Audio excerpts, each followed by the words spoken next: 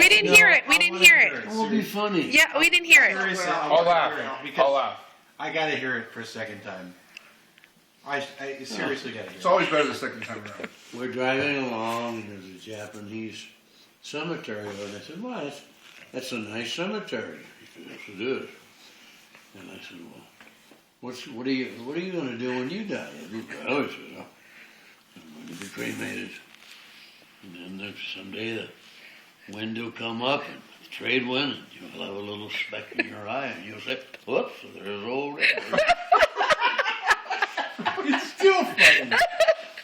Oh, man, he was a great guy, wasn't he? He was a real little guy. Yeah, but He to used to me, be the chief of police in Monterey. Monterey, yeah. But then he got picked up for drunk driving. So they had to drive him to work every day.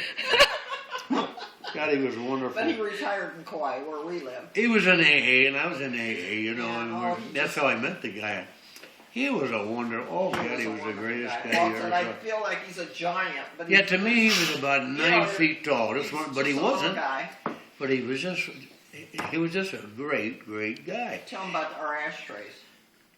Oh, yeah, he'd come along, because we all smoked. And came over to our house and picked up this ashtray. He said, Donna, this is positively virginal. It was so clean. But he actually was a captive of the Japanese during the war, World War II. And he was one of those guys that was always in the right place at the right time. Other guys were at the bottom of the hole in the ship, but he was at the top. Mm-hmm. So they would just pour food down there, throw it.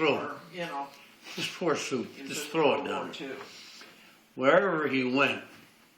Well, anyway, he wasn't mistreated. They all got down to 98 pounds. Everybody got down to about 98 pounds. Prisoner work. And he said, we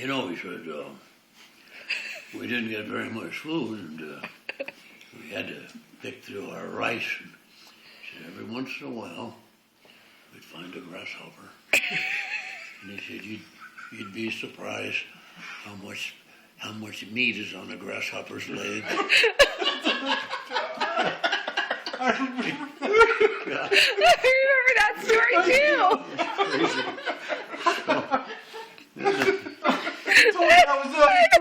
I remember that. Oh my God! It's like a flashback. Well, he was funny, but so he said today, all of a sudden, they got up and there wasn't a Japanese guard anywhere. And this is in a prisoner war camp. Yeah, prisoner of war camp. What's going on? And they looked up, and here are these B-29s that they had never seen. They'd seen a lot of B-17s, but no B-29, and they were dropping barrels and barrels of food. And they'd hit the ground, they'd split open, and those guys would go and just lunge and eat everything they couldn't throw up, come back and eat some more and throw up. They were starving, you know. Yeah.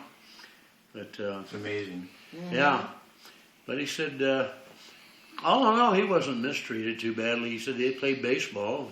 Yeah, he was in the right place at the right time. Yeah, most of the time. He was. Yeah. He just lucked out. Yeah, he said he lucked out. But he was funny. He was in the Bataan March and Yeah, Japan. he made that march. Yeah. That was a terrible march, you know. Mm-hmm. Horrible march. But anyway, he was funny. He was a good guy. Yeah. One afternoon, he started talking about the Bataan War, Bataan March. We had him over for dinner all the time, you know, because he was single or lived by himself. And anyway, he sat there and started telling us a story about the Bataan March. And Walt would say something, and he would just keep talking like he didn't hear Walt. Oh, for We 3 sat hours. there for 3 hours, and boy, neither one of us said a word. We just sat and listened to his story, which Well, was, it was it interesting. was very, very interesting. I mean, he'd been through All a lot. about the Bataan March and the Japanese captive and prisoner, being you a know. Japanese prisoner. All of It these was very stories. interesting. Was he not married? Well, he had been. He had been a couple Not of at times, the time. 2-3 times, I don't know, but